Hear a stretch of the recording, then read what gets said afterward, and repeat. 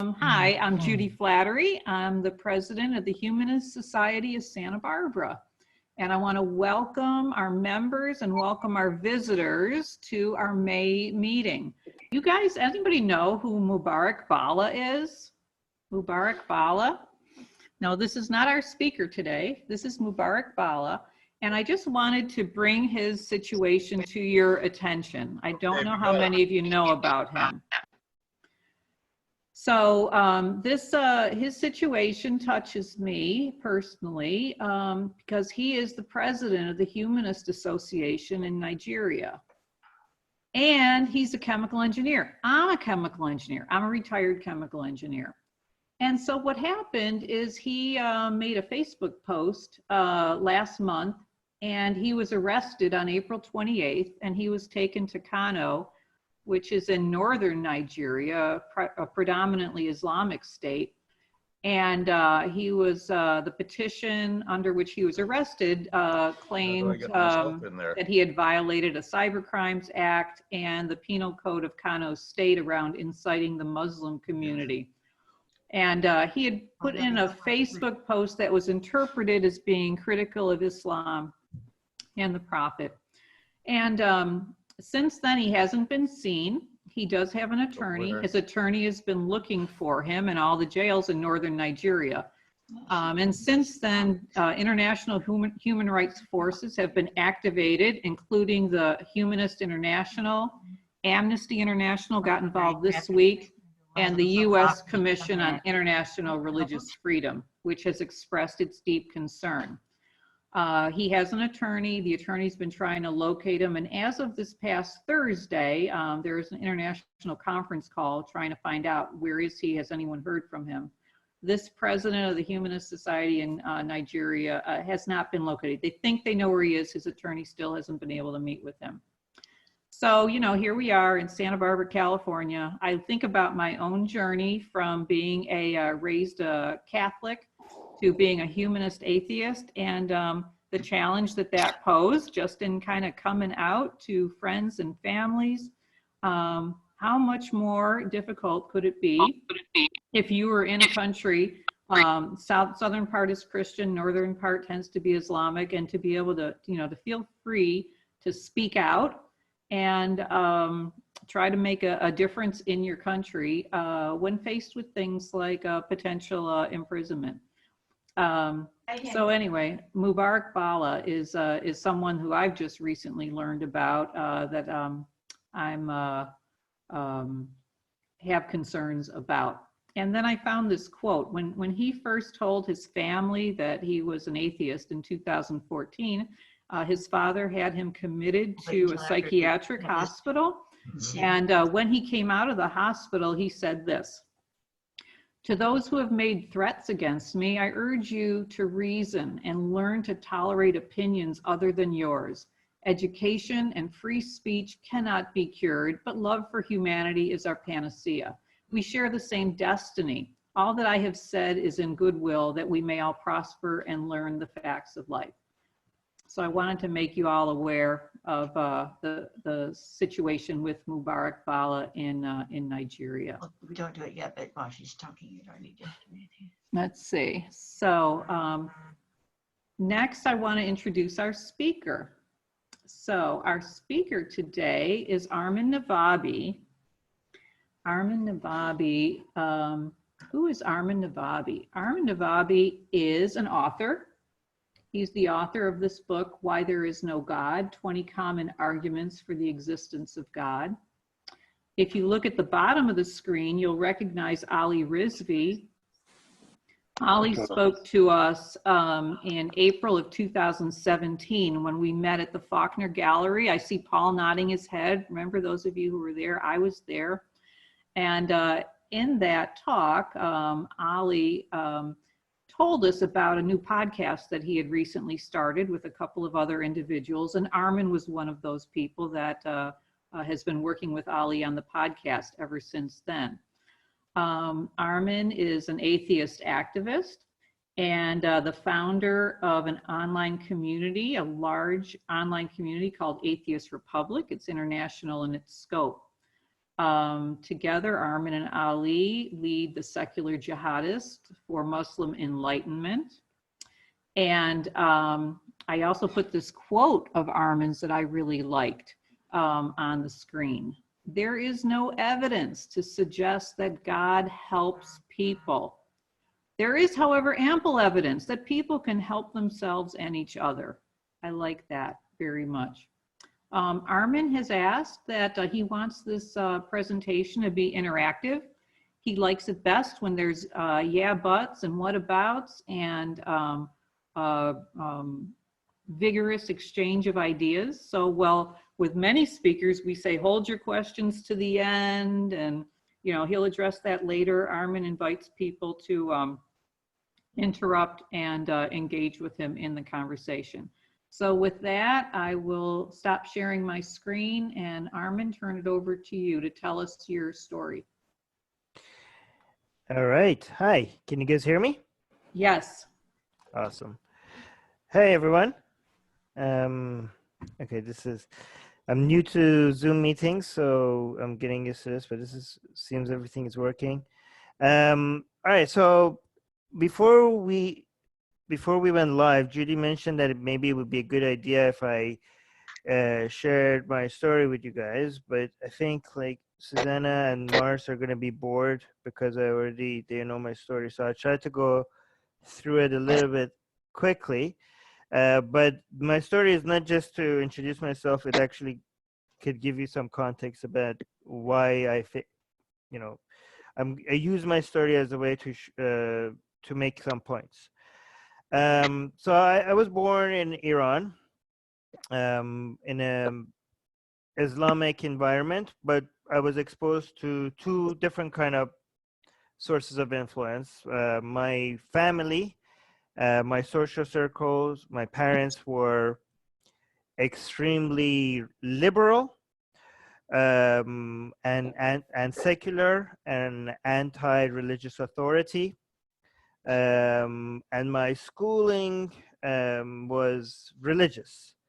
So I grew up around two major sources of influence, and that made me from the very beginning constantly question everything and wonder who's right, who's wrong.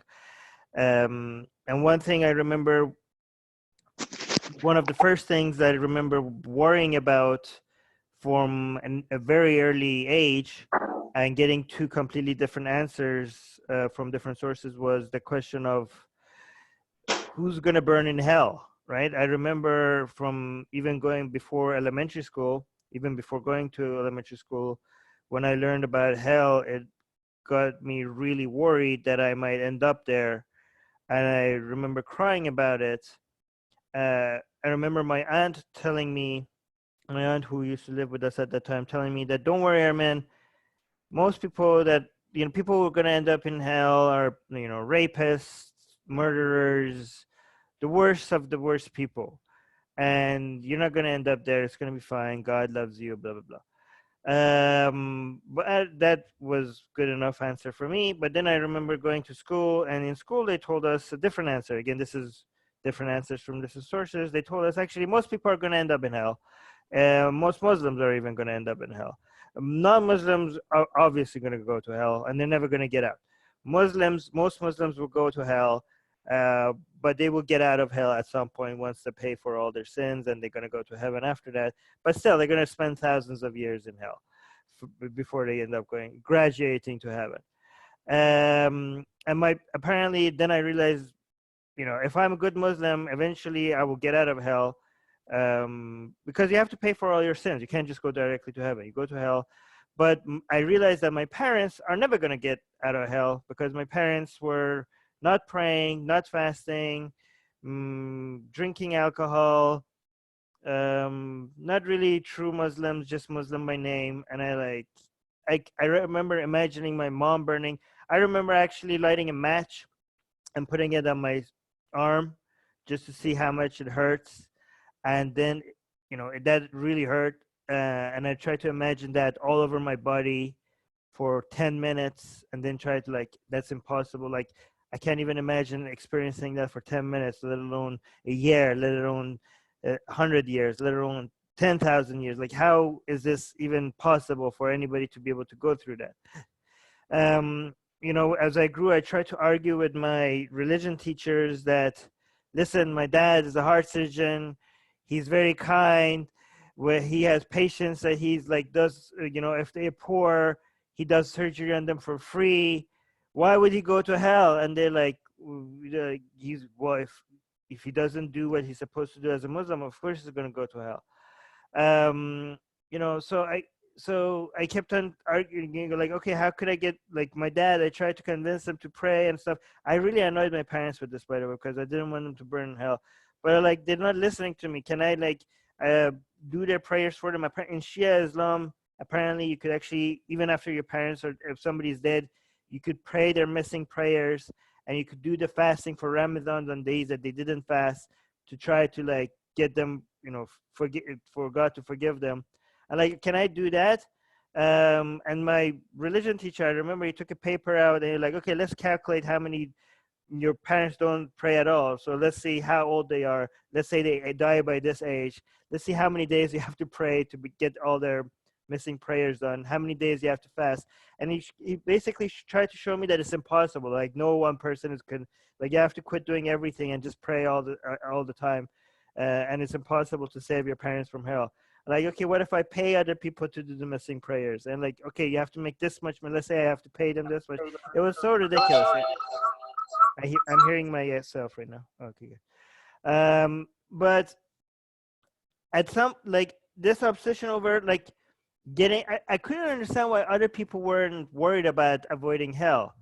It seemed to me like this should be on everyone's number one priority. If they knew that there's a potential of them burning, being tortured for a very long time, like, these people that are around me, they believe in hell and heaven, and they don't seem that worried. They seem to be more worried about their careers, about their exams, about fashion, about going to the next party, where to have this event. Like, how could you be worried about these things if you believe that there's a potential that you could burn in fire for thousands of years? If you actually believe in that, nothing else becomes as important as making sure you avoid going there. So, and I still think, like, if somebody believes in hell, that should be their number one priority. So I remember when I was in school, one thing they told us, again, this is different from other Muslims. Sometimes when I tell the story, some Muslims come like, oh, Armin, you're lying. This is not what we learned. Yeah, I know this is not what you learned, but this is how it was taught to us in our school, okay? So in the part that is the same is that in Islam, children can't sin. Like, it's not like Christianity that you're born with sin. In Islam, children are innocent, because they say, like, how could you be, if you can't comprehend what you're doing, how could you be held responsible for your actions, right? So there's an age where you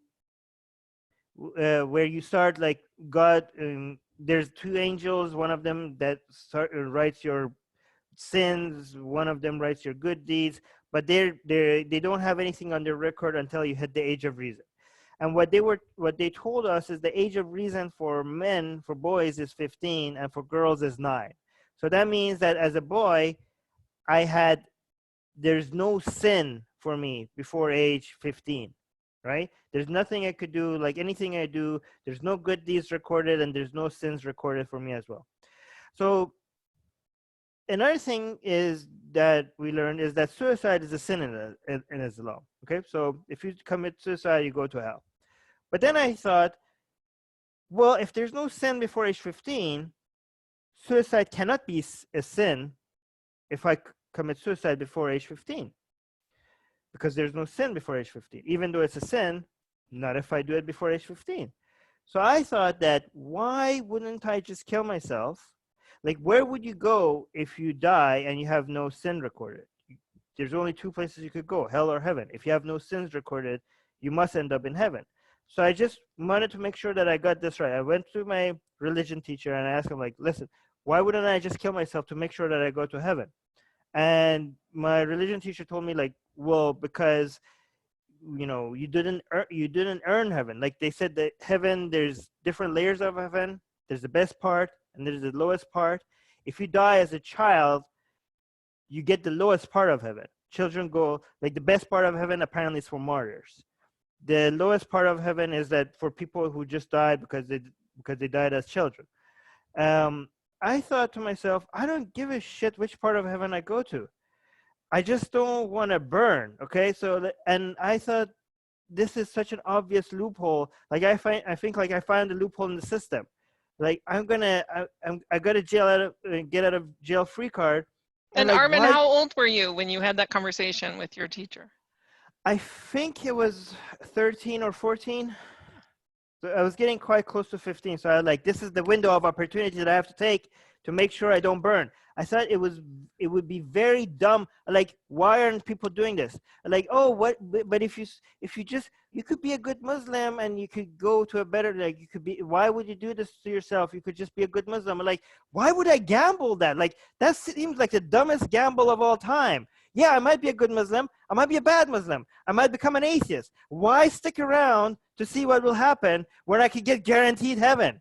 I'm like, oh, it's going to be the lowest part of heaven. I'm like, I'll take a parking lot as long as for eternity, as long as I can make sure that I'm not going to burn, okay? I don't care which part of heaven I go to. I just don't want to burn, okay? So I jumped out of the window from my school, and I broke both my legs. I broke my left hand. I fractured my back. I was in a wheelchair in my bed for around 7 months. And the only reason why I didn't try it again is because I saw what it did to my parents. I saw my dad cry for the first time. I saw my mom collapse on the ground, and I felt very bad about what I did to them. But honestly, if I knew back then that I'm going to turn out an atheist, I would have tried that 100 other times, because this was my greatest fear, right? For me to all of a sudden go to the wrong path and join the dark side. So, but then I hit age 15, and then like, damn it, now I have to play this stupid game that nobody, like, I thought it was so unfair. Like I was forced to play this game that nobody even asked me, like, if you want to play this game, and the consequences of losing this game was eternal torture. Like, can I quit? Can I just not play? And I'm like, oh, that was the suicide attempt, was basically quitting. Like, you know what? I don't want to play this game. The consequences of losing is too high. But then I hit age 15, and I'm like, damn it, now I have to play. But again, what happened after is not much relevant to what we're going to talk about today. The reason why this story is now relevant to what we're talking about is, especially now where you see a lot of people trying to come up with ways to make religion less harmful, okay? Like, you have these people like, oh, we could look at Christianity a different way, or Christians who are gay friendly or supporting secularism, and oh, Islamic reform. And I always want to point out that it's not the conclusion. I'm hearing myself. And okay. Okay. It's not the conclusions that we're fighting. Okay. It's the methodology that we're fighting. Again, Anne, sorry. I'm hearing myself from Anne's mic. Okay, there are certain values that we fight for. Okay. And this is what I'm trying to do, that we're going beyond atheism. Okay. Atheism is, and I'll tell you why we're going beyond that. A lot of people seem to see, like, the communities that we have, the humanist communities that we have, the skeptics community that we have, the atheist communities that we have, and we get together, and there seems to be certain conclusions that are more common than other conclusions, right? Like, you say, like, oh, it seems like being anti-homophobia seems to be more common. Again, I'm not generalizing. There's always exceptions. There seem like, oh, these people seem to be LGBT friendly. They seem to be pro-science. They seem to be for women rights and all that. And because of that, they seem to feel like, okay, these are the conclusions that we have to fight for. And I think that's the wrong way of looking at things. The methodology is what we have to fight for. And that's where Enlightenment values come in. Because wrong methodologies can get you good answers sometimes, right? But only sometimes. And good methodologies could give you wrong answers sometimes. But what you do is you go with methods that work best on average. So if you see that, for example, some people are like, oh, look, we could look at the Quran in a different way, and maybe we could get some good messages out of it. Or we could look at Christianity in a different way, and we could get some good message out of it. That is a very dangerous way of looking at what we're trying to fight for, right? One of the Enlightenment values, for example, that we are fighting for is the scientific method that became popularized right before the Enlightenment era. Like, it got used right before the Enlightenment era a lot, but it was popularized during the Enlightenment era. And the reason why we're fighting for that is because it works on average better than anything else that we have, right? So if you try to promote wrong methodology that sometimes gives you the right answer, using those right answers as a way to popularize a flawed method, on the long run, it's going to give you more harm than good. And the reason why I mentioned my story is because my logic, if I may say so myself, is flawless. Like, if you work with the premises that I had, my conclusion was correct.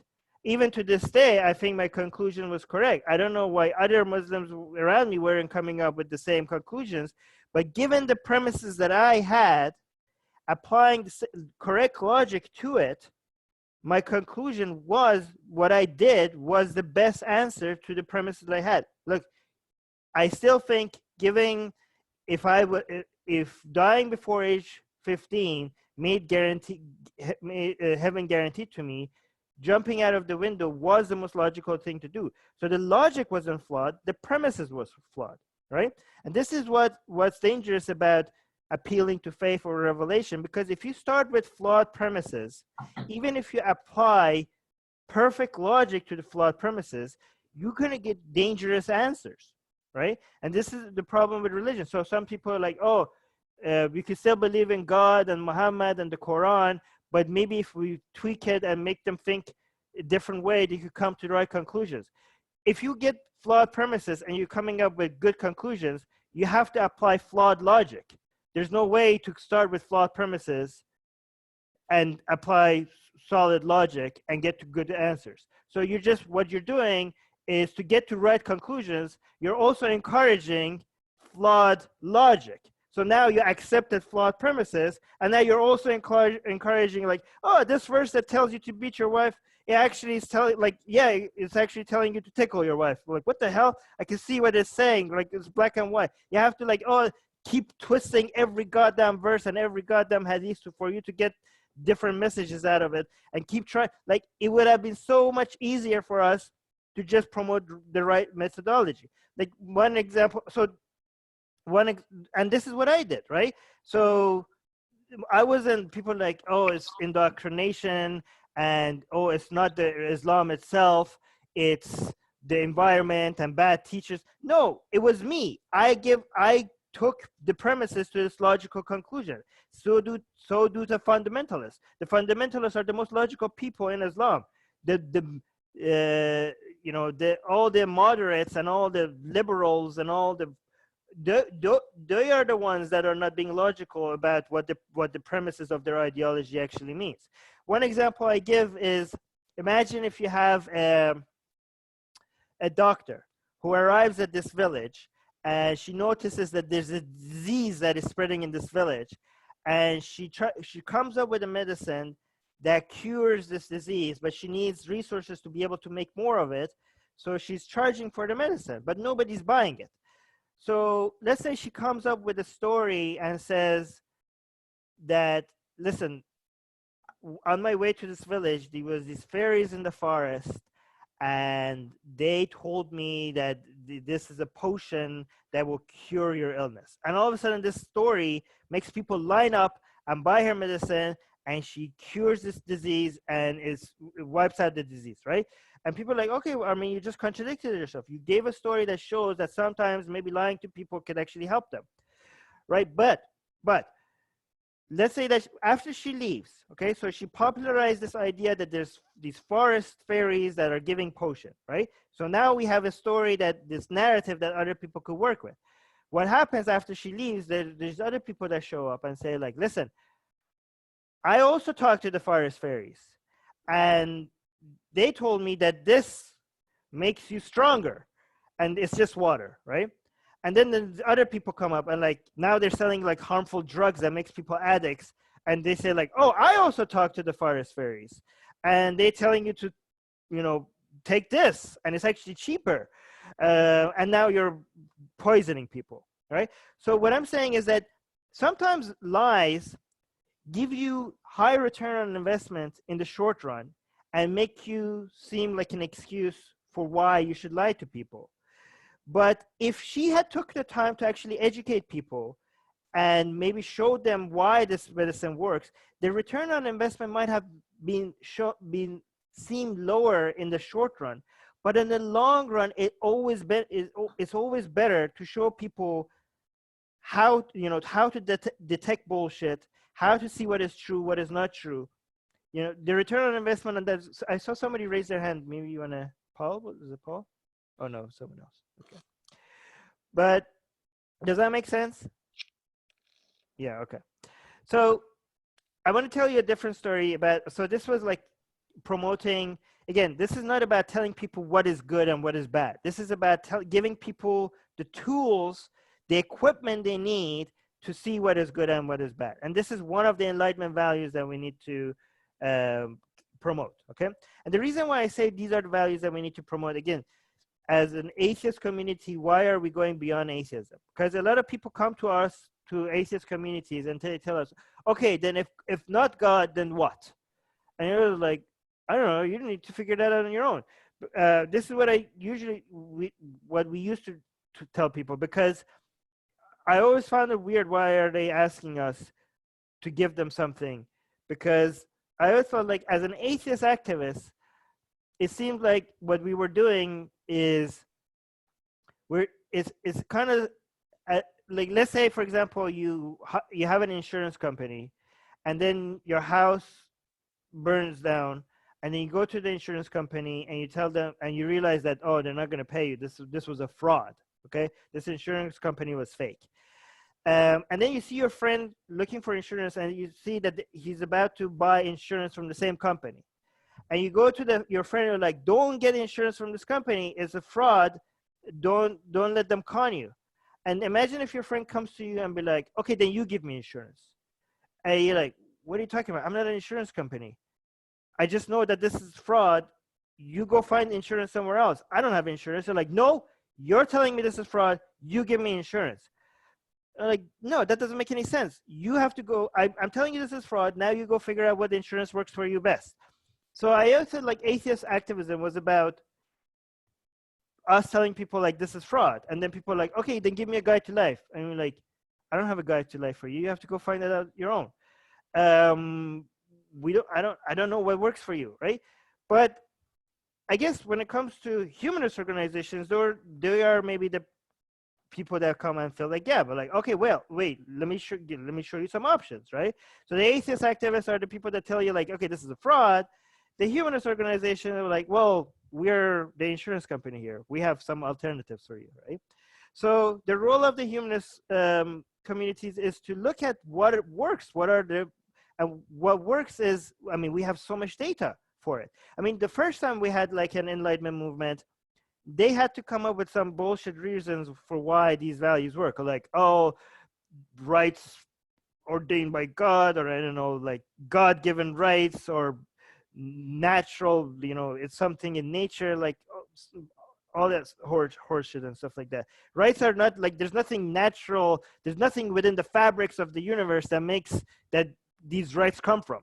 We don't, none of these rights is something that any of us are, you know, naturally belongs to us.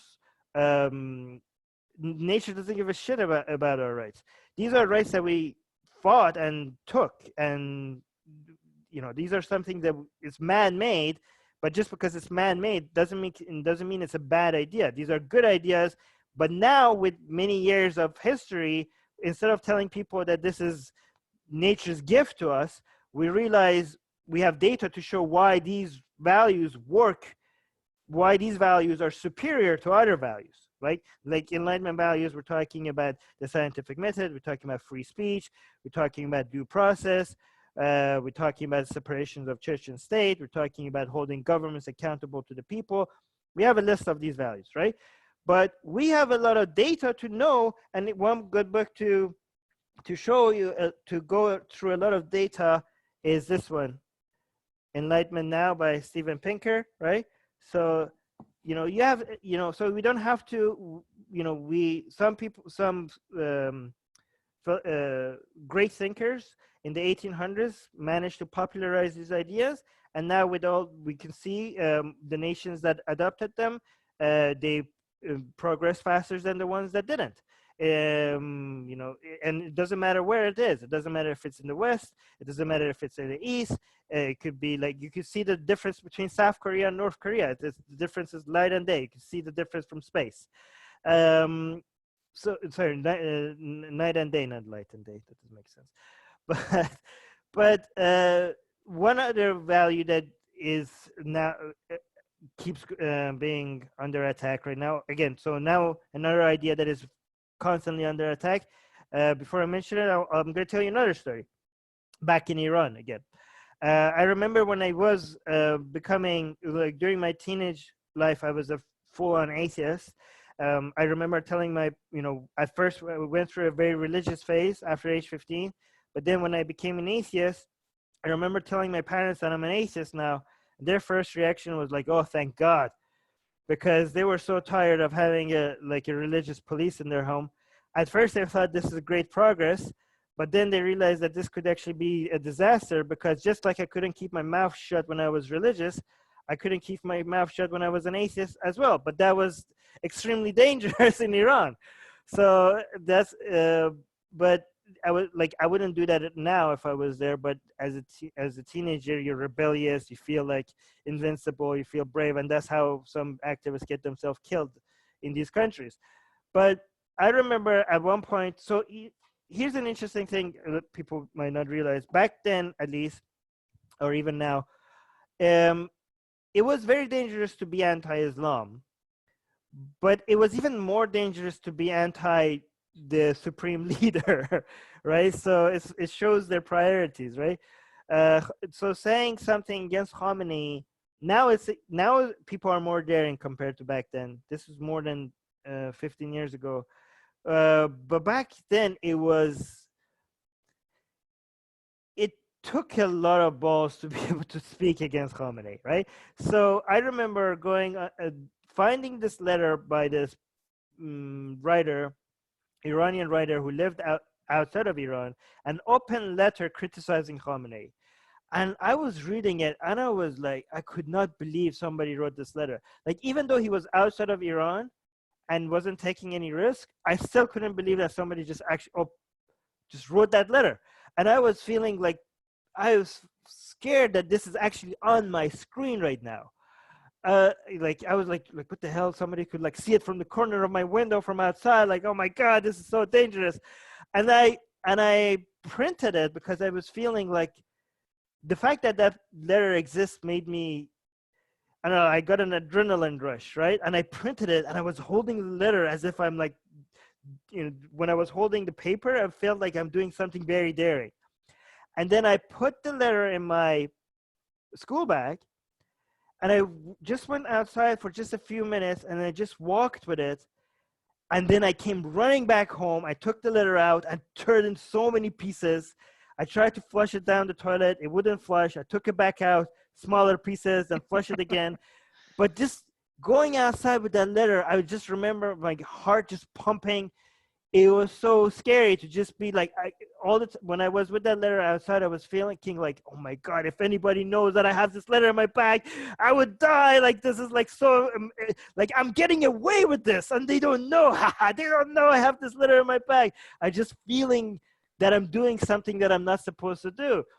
And the reason why I'm telling you that story is because I think a lot of people that have free speech where they live, they have no idea how amazing that is. And I think that's why they don't fight for it as much as they should. Like, I think a lot of people think like, oh, of course, you just say whatever you want and nobody should be able to do anything to you. Of course, that's how it is. As if like that, as if that's the norm, as if that's something that just like, yeah, it just exists. As if thousands of people haven't bled for you to be able to enjoy something like that. As if that's just like something natural. As you know, they don't understand how historically rare that is and how geographically rare that is. You know, and as if like they're so used to it that they don't know how easily it could also be taken away from them. And as if like, that's why people say like, oh, I believe in free speech, but, I'm like, yeah, that's how it starts. But these, you know, this is how you lose it. This is how like, I make an exception here because this is too offensive. This is a line that nobody should cross. We'll start drawing lines and see how that ends up, right? This is why,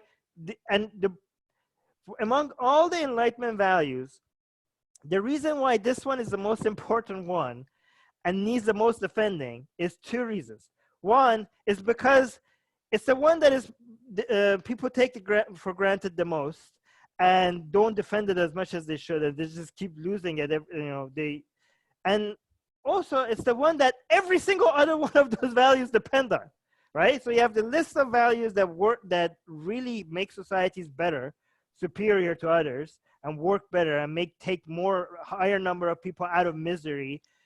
But all the other ones on the list depends on this one, because if you lose this one, you can't fight for the other ones, right?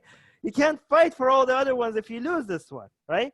That's why, and this gets tested, and people are like, yeah, but these views are so disgusting, and they're so abhorrent. Are you really fighting for the expressions of these views, Armin? Like, really, you're on these people's sides? Like, what?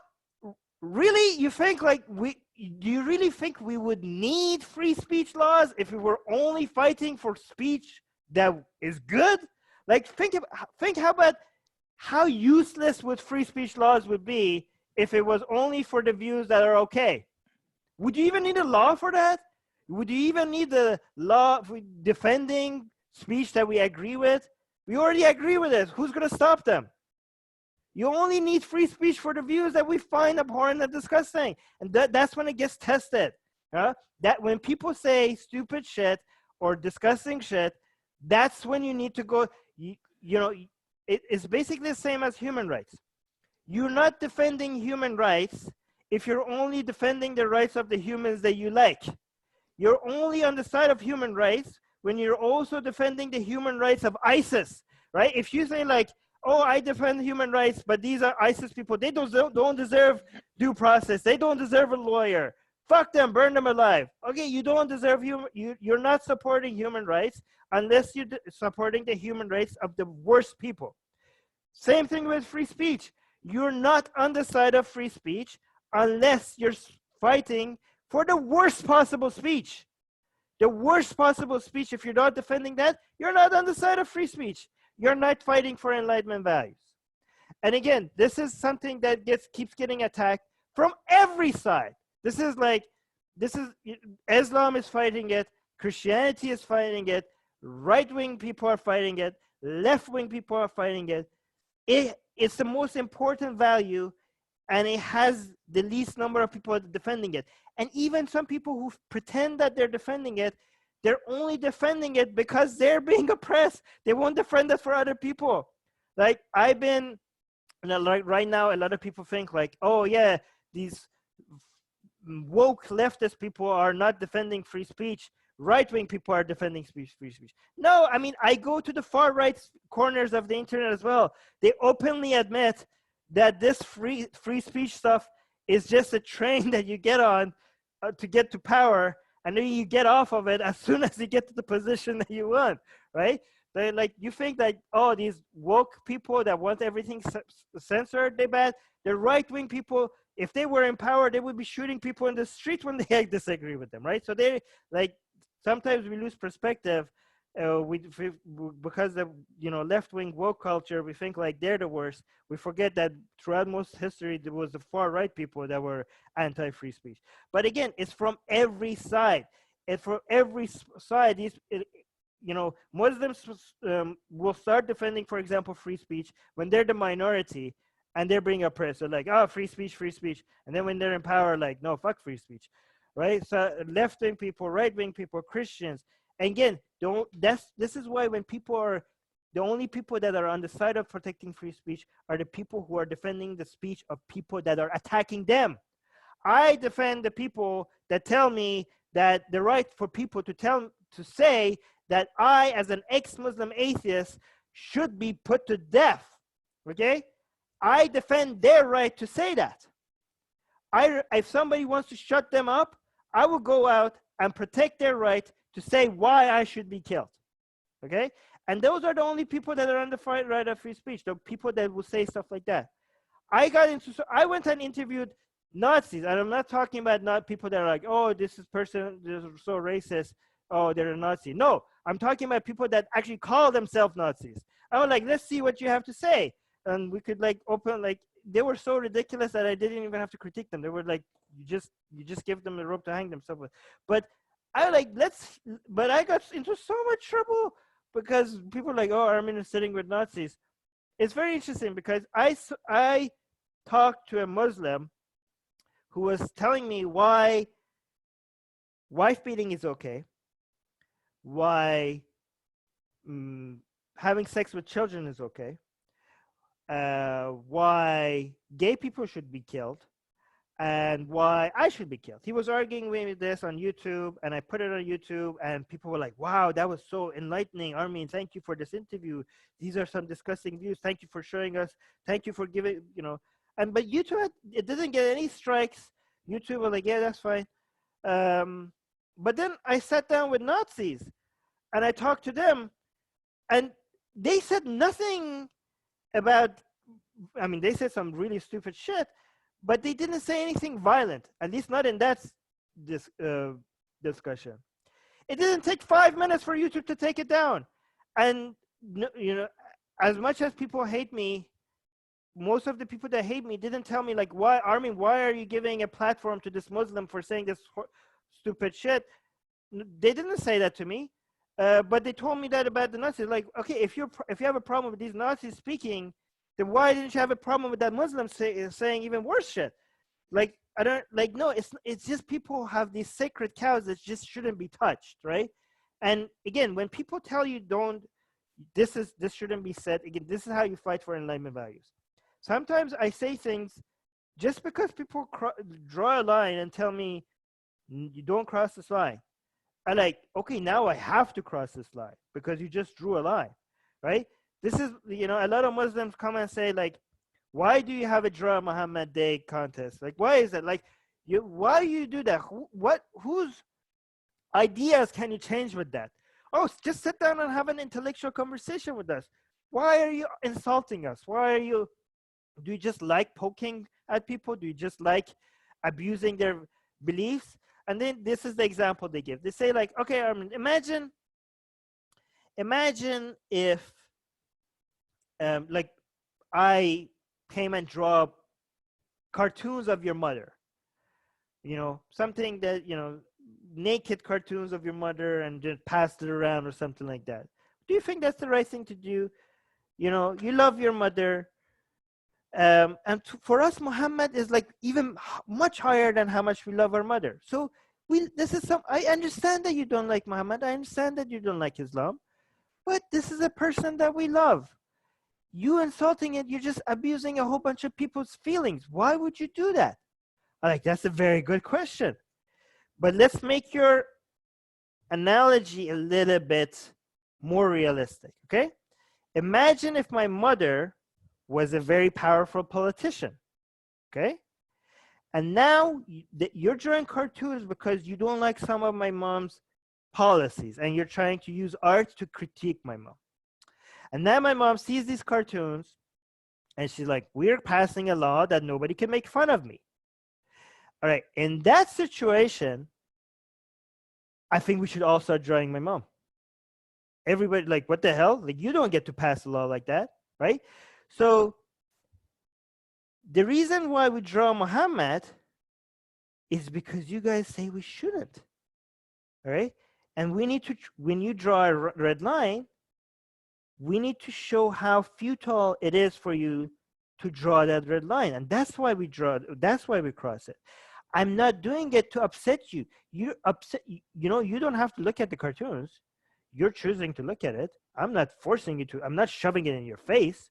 Just don't look at it. If you're getting upset by it, that's an unfortunate, you know, something that is happening that I'm not intending. The intention is not to make you upset. I'm not being sadistic, okay? My intention is to show that every time there's, you know, barriers, we have to, you know, break them. And that's the point. And that's why I burn the Quran. I burn the Quran. I recorded it, put it on a video. If you're like, why are you burning a Quran? Like, well, because they tell me that you shouldn't. Like, oh, Armin, you're like the Nazis now. You're burning books. The Nazis burn books. Like, Nazis burned other people's books. This is my book. I paid for it. It was my property. Okay, I didn't take it for anybody. It was mine. You know, the Nazis burned books to censor information, to limit people's access to information. I burned the book so that more people will check what's in. Like, this is the exact opposite, because you can't, you know, the value or the purpose of the book is not just the ink and paper. I mean, when the Nazis were in power, you didn't have the internet, you didn't have digital books, so the information was being mostly transferred through ink and paper. Right now, you have so many apps, free apps of the Quran. I don't think you could censor the Quran. Like, I didn't remove anyone's access to the Quran. I might have done the exact opposite, because if you see, like, people are, okay, what's the problem? What's the problem you have with the Quran? So more people might actually end up reading a Quran if they see so many people hate the Quran, right? So it doesn't do anything of the, you know, that's just, actually the number one reason why people were upset with me about for burning the Quran was carbon emissions. That's why I started the video by giving a donation to offset my carbon footprint for like 10 tons of carbon to show, like, okay, I'm starting with this video to show you that the carbon footprint is like being offset by a lot more than what I'm burning. And also people say it's hateful towards Muslims. So what I did was I took a copy of my own book, right? And I burned it alongside the Quran to be like, how could this be hateful against Muslims? I'm burning my own book. Do I hate myself? Right? So I did almost everything I could to show that this is just a statement to show that, you know, you don't get to tell us what to do, right? And again, this is what I, you know, dare people to do. Like, this is not, people worry about the consequences of saying things that you're not supposed to say. Well, how did we start this today? We started by Judy telling us about Mubarak, okay? Are we really paying that much of a price compared to people like Mubarak? Like, is that really too much to ask? Like, oh, people might not like me. Somebody's going to call me a racist. Boo-hoo-hoo. Like, really? Mubarak, we don't know where Mubarak is right now. Look at how big of a price other people are paying for fighting for Enlightenment values, right? Is it really too much to ask for us to be hated just by a few people, you know, to fight for what really matters, to fight for the values that actually make the world a better place? How much proof do we need to know that fighting for, how much more data do you need to know that these are values that make the world a better place? Like, it's yeah. Anyways, do people have questions? I've been talking without being interrupted by anybody for a while. I know you said you wanted people to interrupt and ask you questions, and then you went on an hour-long rant, which was very entertaining. As per usual. Yeah, so Marilyn did raise her hand, and I didn't interrupt you, but if Marilyn would like to ask a question or comment. I would just like to, Armin, there is some question sometimes about, after all, we are a humanist society, not an atheist society. So humanism, it seems to me, can encompass many different beliefs of what humanism is. So we haven't really gone into some of the other beliefs. So I just want to bring up a little example. I was married to a wonderful man. My husband anyone here who knows him would attest to the fact he was an exceptional person. He was non-judgmental, wonderfully intelligent, very well educated, a scientist, brought everything good, a wonderful husband, and he died of cancer 7.5 years ago. He always claimed he was an atheist, okay? And he used to go to temple with me, because I'm Jewish. He used to go to temple with me sometimes. They loved him in my synagogue. They even had a memorial service there for him, though he was never Jewish. He was an atheist for most of his life. Yet, during the last couple months before he died, he told a friend of his that he was going to convert. And his friend said to him, Nate, how can you convert? You're an atheist. What are you going to convert to? And he said, I'm thinking of becoming an agnostic. I'd love to get your definition of agnostic, because when they told this story at his memorial service, everybody laughed. If I repeat the story to people, people laugh. But I know he didn't intend it as a humorous statement. And the reason is, I know how much he loved life.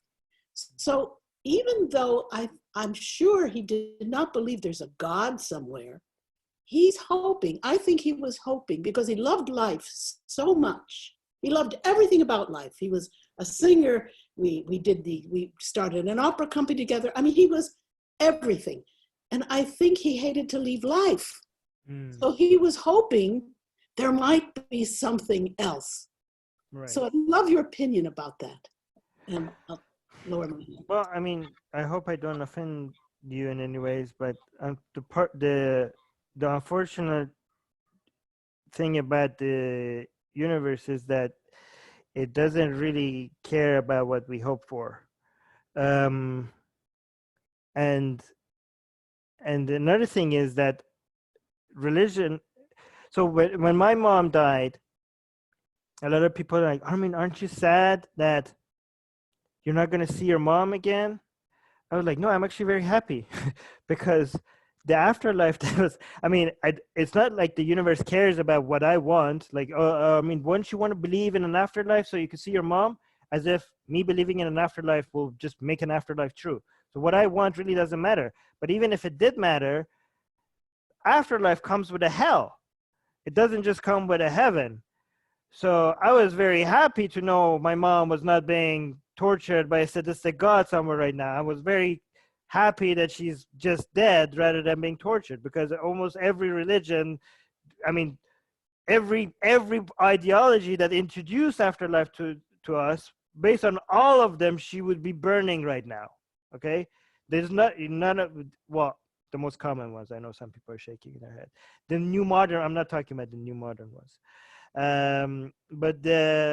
But anyways, so I was very happy with this sense of security that she's just not suffering.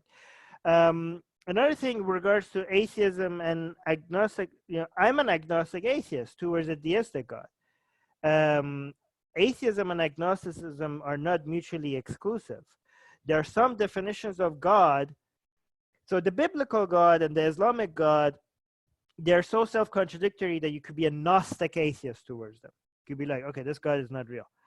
But there are some definitions of God and some definitions of so many imaginary things that you could come up with that that you cannot disprove. It just doesn't make any sense to believe in them, just because there's an infinite number of things that I could just come up with right now that there is no way for you to disprove that do not exist. Just like, other better people have came up with examples like Russell's teapot. You have Carl Sagan's The Invisible Dragon, the dragon in the garage. What other example? But also the deistic God. Like, there's no way for you to disprove a deistic God. But even though you cannot disprove it, it doesn't make sense to believe in it, because there's an infinite number of things that I could create just using my imagination that you cannot disprove. But just because there's infinite number of them, the chances of each one of them being real is 1 over infinity, which is basically, if not 0, but the next thing to it, right, is as close to 0 as you possibly could get. So towards all those things, I'm agnostic. And towards a deistic God, I'm an agnostic atheist. Atheist means a lack of belief. Atheism doesn't mean believing in the lack of existence of something. So, you know, if you say I don't believe in something, you don't have to say you don't have to say I believe something is not real for you to be you don't have to say I believe God is not real for you to be an atheist. That would make you an atheist, but it's not necessary. If you say I don't believe in something, a lack of belief is enough for you to be an atheist.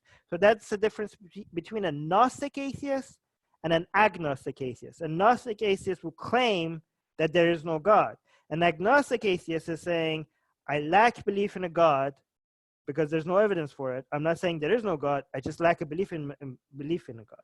So again, towards some definitions of God, I'm a Gnostic atheist, and towards some definitions of God, I'm an agnostic. I mean, there's only one definition of a God that I'm an agnostic atheist to, and that's a deistic God.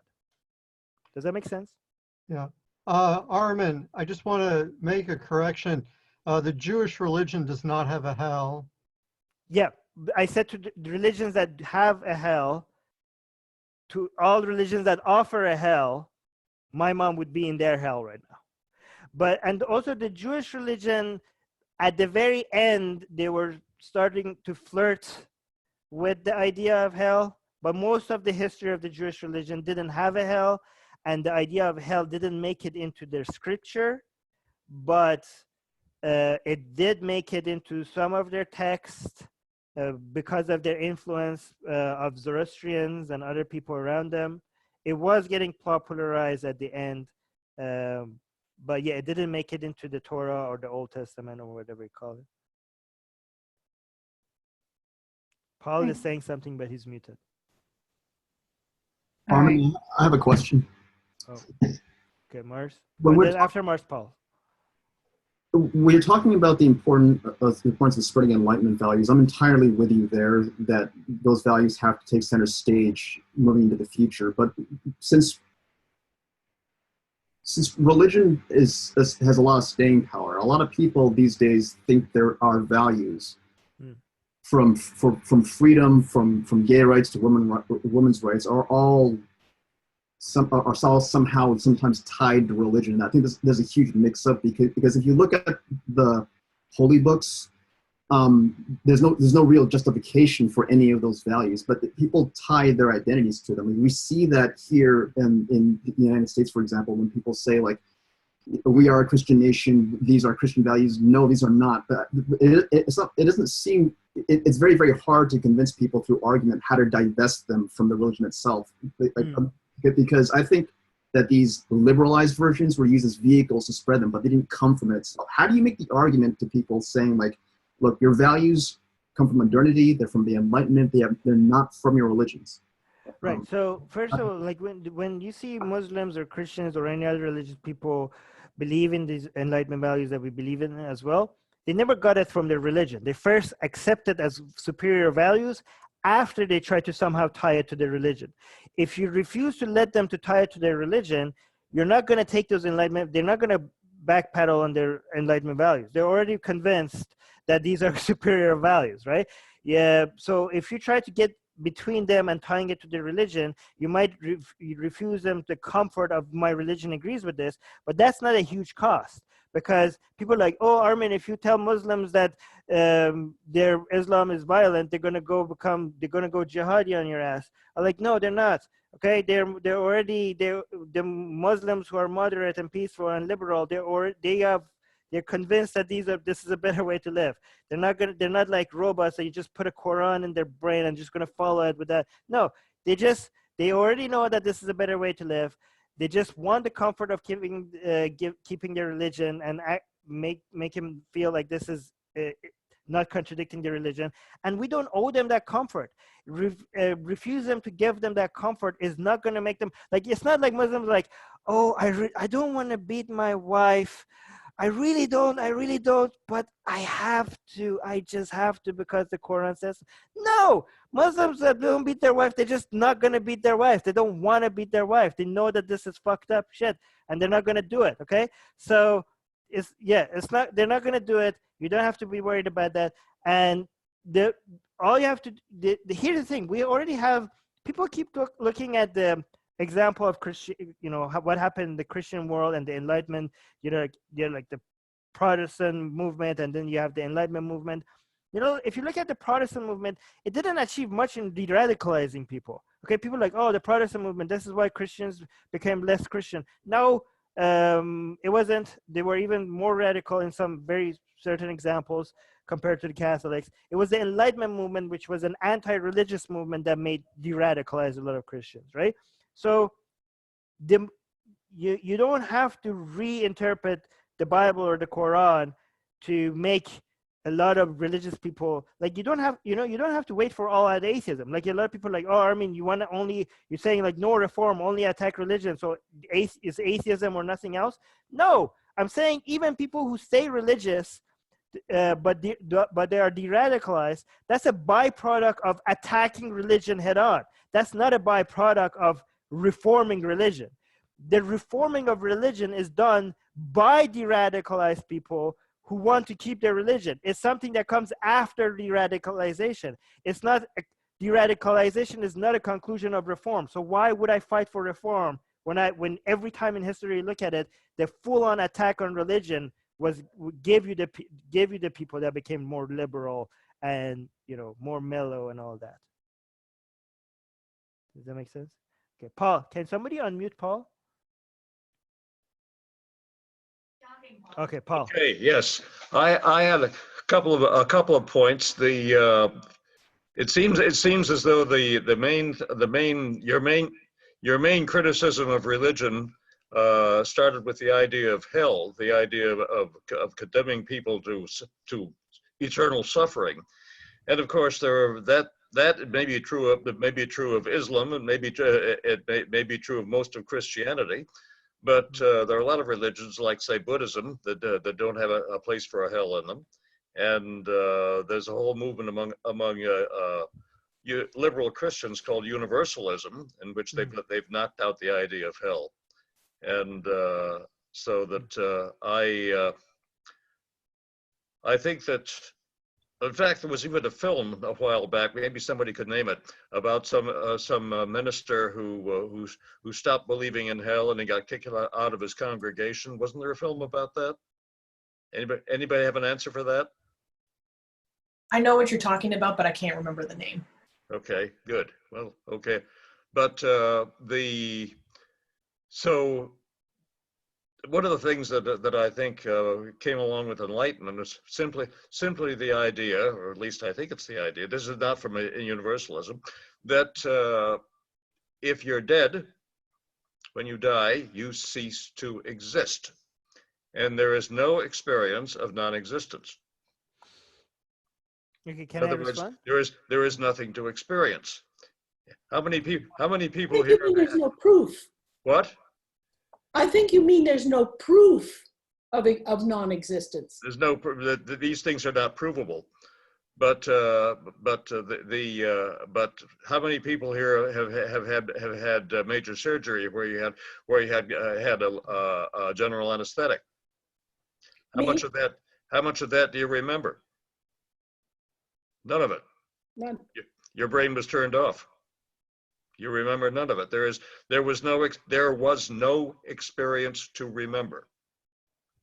And so my suggestion is that if we think of death as simply being the end of experience, then it sort of loses part of its fear, it seems to me. Okay, so can I get a question in? Can I respond to Paul first? Sure. Mm-hmm. Okay, so actually my entire point was that it's not the idea of hell that I'm against, is the methodology that I'm against. So, which is true for all religions, with or without hell. So the hell is not the issue. It's the false premises, is the methodology that you start with faith and revelation and believing in things without evidence, which is the true with hell was just a byproduct of that. Okay. Oh, okay. So, you know, the thing is that even the most, I don't wait to see if a certain nonsense is harmful or not before I oppose it. Whether it's Buddhism, I don't know. Here's the thing, I'm against Islam, which is the most violent religion today, okay? I'm also against palm reading. which is not very violent. I don't know if there's any Right. wars right now being waged in the name of palm reading. Quite true. But if I see somebody, like, if I have an opportunity and the green light, again, I don't push content on people that are not telling me that it's okay, right? If I get a green light from somebody that believes in palm reading, I'm not going to be like, well, who's he hurting? It doesn't matter. Let's believe in palm reading. Now, if somebody believes in palm reading because they believe in nonsense without evidence, again, if you allow harmless nonsense without evidence, you're opening the door for harmful nonsense without evidence. If you see somebody believes in palm reading and you think this is harmless, you just missed an opportunity to show somebody how to recognize what is fact and what is not. You missed an opportunity to introduce a methodology. Again, it's not the conclusion that I want to give to people. It's the methodology. Because now the same person that believes in palm reading, with the same gullibility, now tomorrow he or she is going to go read an article and believes vaccines cause autism. Okay? And now you believe in something that is harmful. Right. But I had an opportunity to teach you how to detect bullshit. And I missed that opportunity because they're like, oh, this is harmless. Yeah. Okay. Oh. Can I ask my question? Yes, sorry. This is off on a tangent, but based on your introductory remarks, I found it, very interesting. I never really understood what the motivation of kids were that were suicide bombers, but I think you just explained it. That's the incentive for being a suicide bomber, because if they're under 15, they'll end up going to heaven. Is that the motivation? I mean, going to heaven, yes, but under 15, no. I think I was very unusual. I don't know. I think I've only met one other person that came to this conclusion even though I still think it's a solid conclusion. I mean, for most suicide bombers are not under 15. I mean, I know we learned about this whole, this putting under 15 with going to heaven together. Nobody put that together for us. I put that together in my own head, right? The idea of suicide bombing is that you're going to go to heaven, and that's a major motivation. And being in the best part of heaven with Muhammad, meeting Muhammad directly, that's a very huge incentive. But the under 15 thing is just something nobody highlighted that for me. I just put 2 and 2 together and came to that conclusion. But yeah, heaven is a major motivation for suicide bombing, definitely. Armin, have you heard of a Canadian woman, Urshad Manju, who promotes? Yes, a long time ago. She promotes more liberal Islam. What do you think of what she's trying to do? I'm against it. I think that's a very dangerous thing to do. It's basically like this. Imagine you find a napkin in a bar somewhere and it says, behead all people who do not believe in the napkin religion. Kill all people who do not believe in the napkin religion. And you're like, oh, this is my new religion now, and I'm going to go kill the people that do not believe in the napkin religion. And I come like, no, wait, let's look at this napkin and let's try to read it in a different way. This napkin is not telling you to kill anybody. It's just trying to show you, just kill them with love. Just love them to death. This is what this napkin means. And we should read this napkin in a different way that means love, not kill. I'm like, what the fuck are you doing? Why are you encouraging people to believe in random napkins in a bar?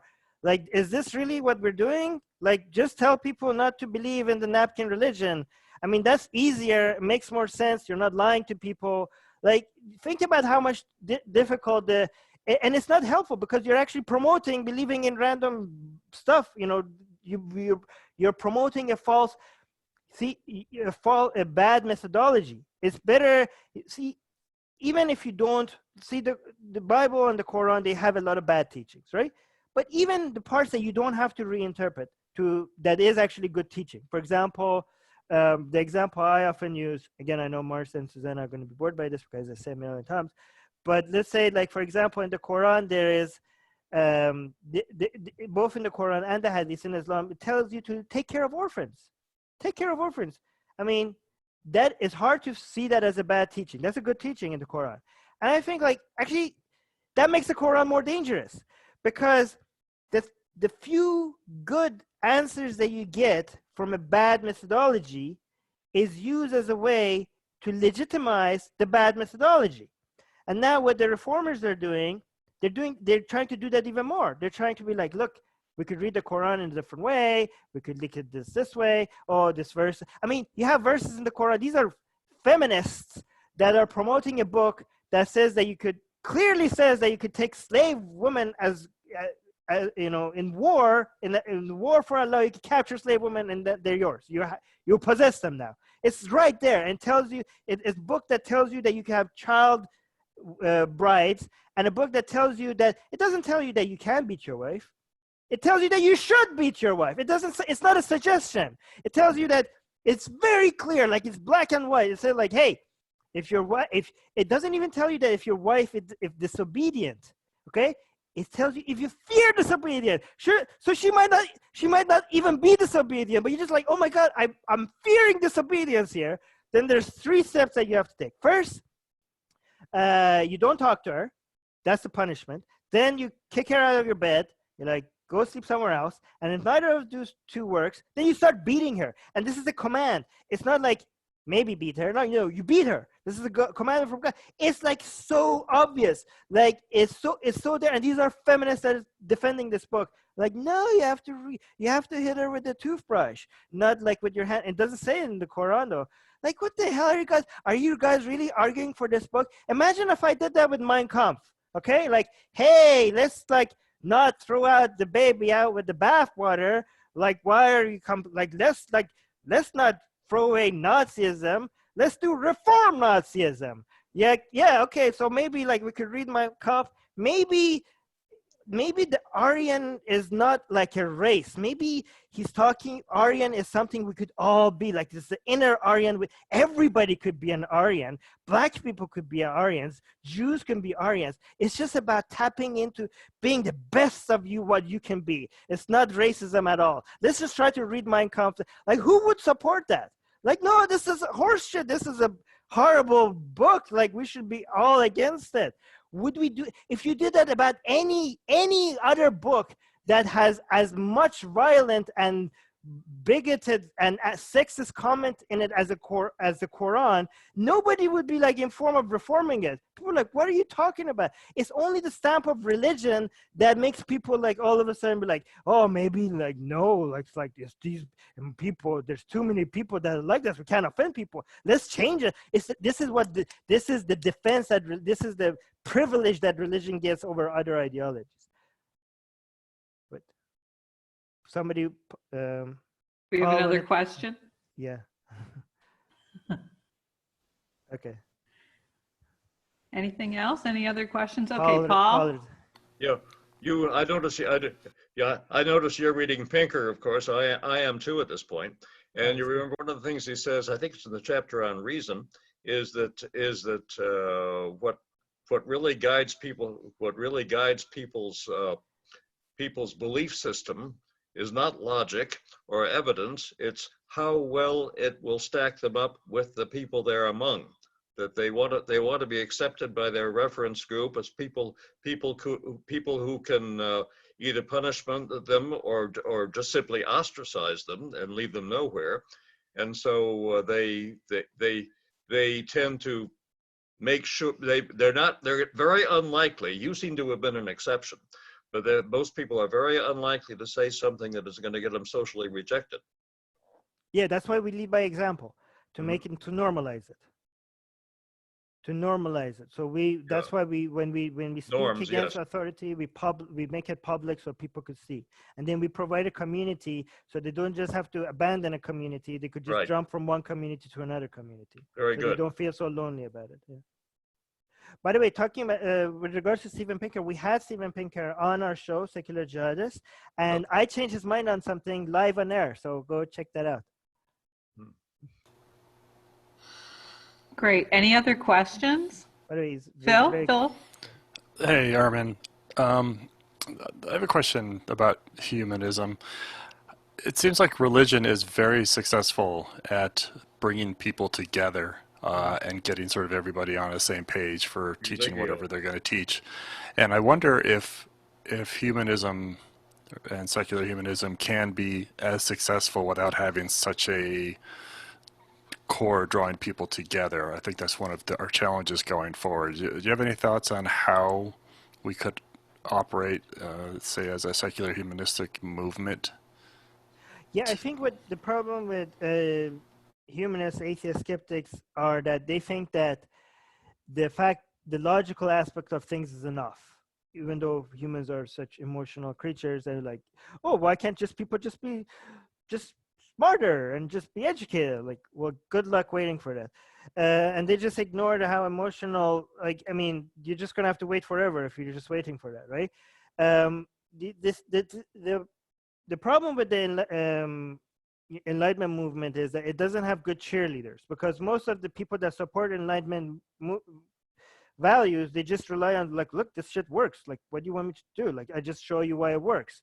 And you think that people should just get it. Like, you think these values should just stand for themselves but the interesting thing is that because we don't have good cheerleaders for Enlightenment values, everybody takes credit for it, right?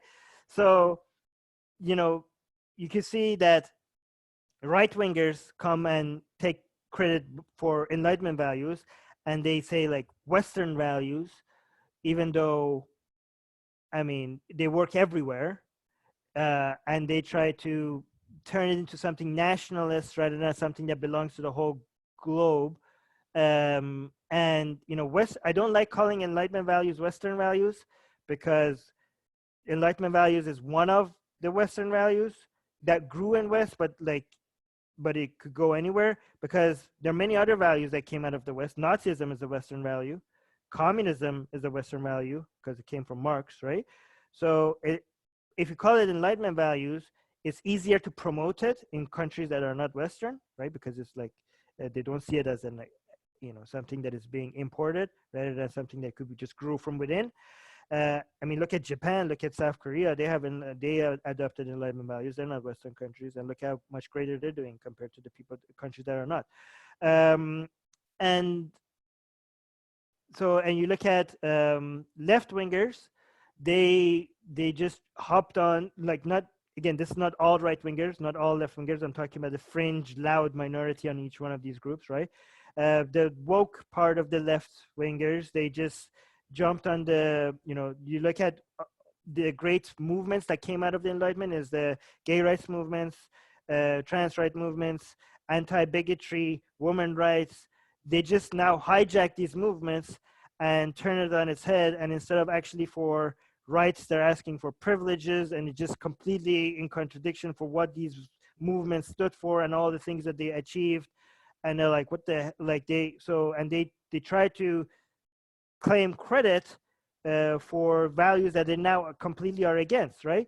And you see Christianity trying to claim get the credit for Enlightenment values, because they're like, oh, these are Judeo-Christian values that made the Western countries greater. Like, no, everything that made these countries greater was in complete opposition to all your Judeo-Christian values.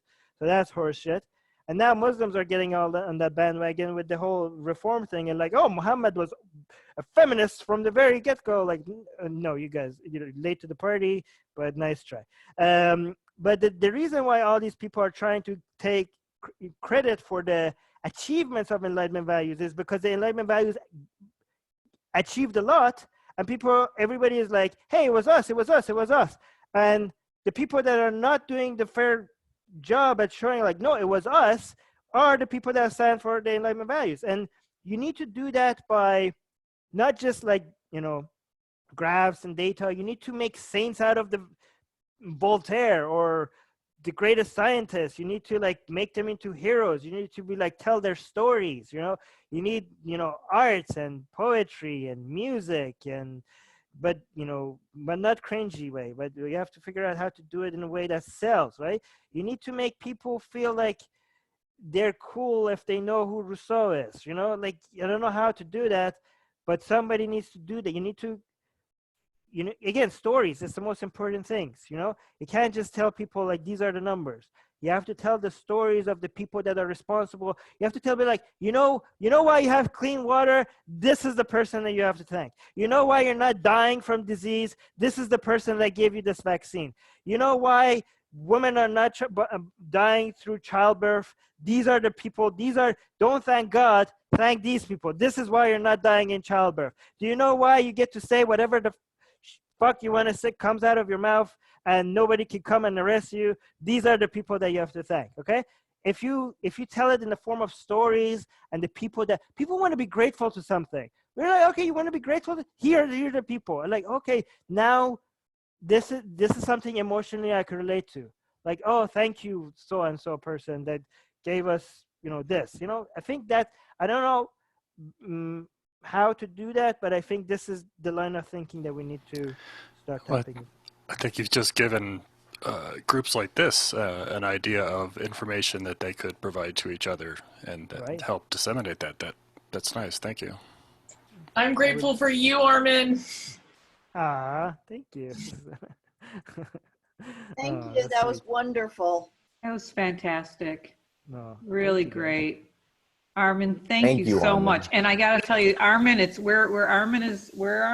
It's he didn't sleep all night, and it's early in the morning, and so he did all this on very little sleep. So thank you for being willing to participate with us. We hope you come and visit us here in Santa Barbara. Oh, I really the offer's hope so. still open, okay, for you and your wife. Where is Armin living? Right now, I'm in the Philippines. I was mostly in Canada, though. Oh, wow. Interesting. Does anybody have any other last-minute questions or comments? We're talking about religion. So most people have a religion because they're born into it, right? That's where it all starts. Mm-hmm. And then governments in the United States, if you have an organized religion, it's tax deductible. These are pretty hard to overcome. We're sitting here and we have, an open mind. I like to tell people I'm an atheist just to look at the shock in their face, but it's not accomplishing anything. It is actually. I tell people that I'm a humanist, I'm a skeptic, I'm a free thinker, I'm an atheist, I'm a humanist, and I think whatever labels you want to, these are not the same labels. They mean different things, and I'd like to use all of them. The reason why I use my atheist label often is because that's the most demonized, and I try to normalize it. How did you come? Telling people you're an atheist does help normalize atheism. How did you come to live in the Philippines?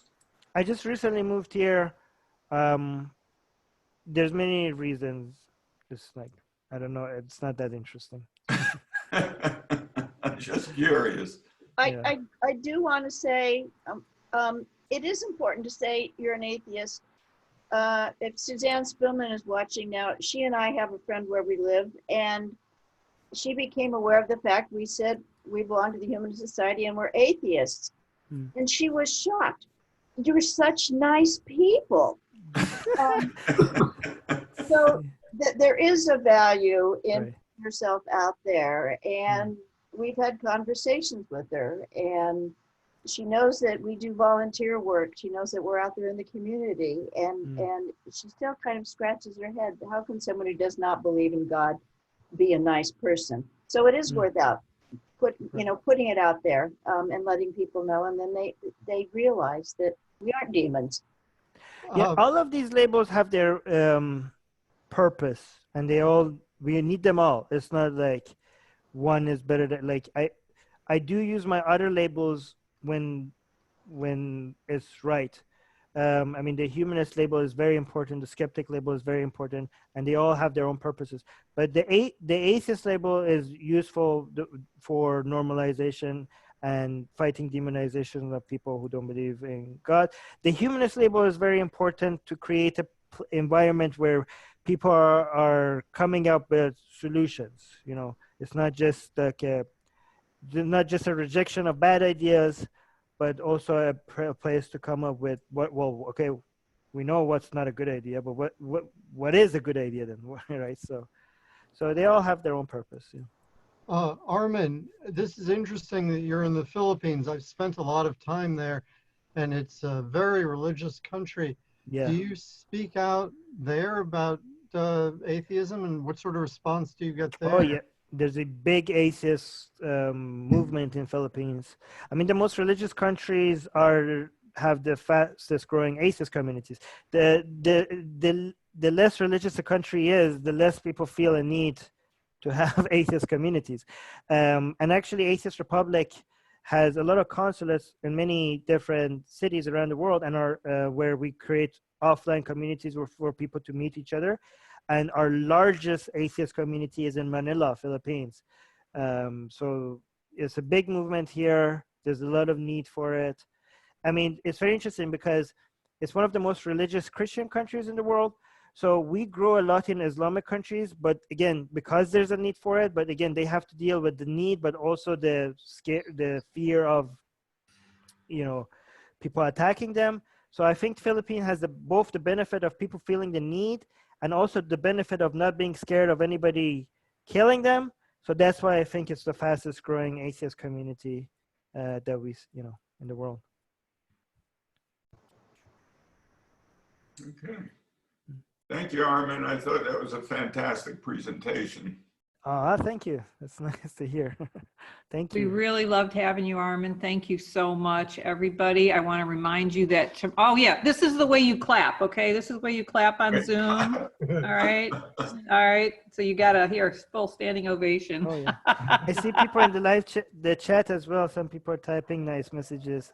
Thank you to them as well. And remember, tomorrow, 3:00 is, for those of you who want to see the numbers and the statistics, Dave will be doing his COVID-19 update. Are we really ready to reopen? And you're all welcome back on the same Zoom number tomorrow at 3. Okay. All right. Thank you, everyone. Okay. Well, thank you. Thank you, guys. There's some people asking about how they can reach you, Armin. Oh, yeah, Armin, do your commercial. You need to plug the book. Oh, yeah. Okay. Well, it's called Atheist Republic. You could watch, if you like the way we present, you could check out our YouTube channel. You could go to our website, atheistrepublic.com. So on YouTube, you could just search for Atheist Republic. You'll find our channel there, atheistrepublic.com. You could subscribe to our newsletter on atheistrepublic.com. You can follow Atheist Republic on Twitter. We have a giant Facebook page with more than 2 million followers.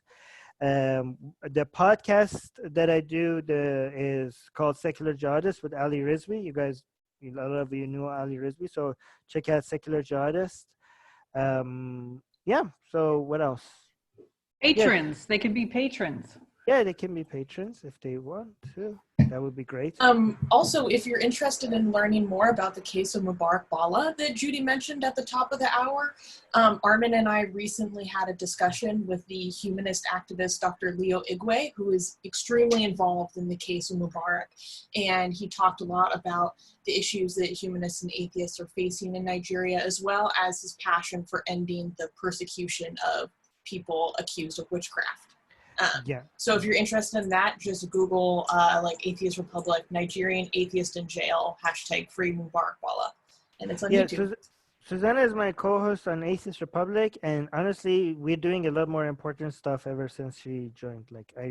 We're actually, so I'm really glad that Susanna is part of our team. She's basically leading us, getting us interviews that highlights atheists in trouble, which is the main mission of Atheist Republic. Was always supposed to be to highlighting atheists that need our attention, and finally somebody is leading that. So I'm really glad that Susanna is taking charge. Oh, thank you. Yeah, the fight for secularism is global. Great. Thank you so much. All right, everybody. Hopefully we'll see some of you tomorrow at 3. Armin, Susanna, Mars, Vincent, thank you so much for joining and supporting Phil, Dave, and all of our members. Okay. Thanks again. All right. Thank you again. You. Thank you for Bye-bye. having me. Bye. Take care. Thank you.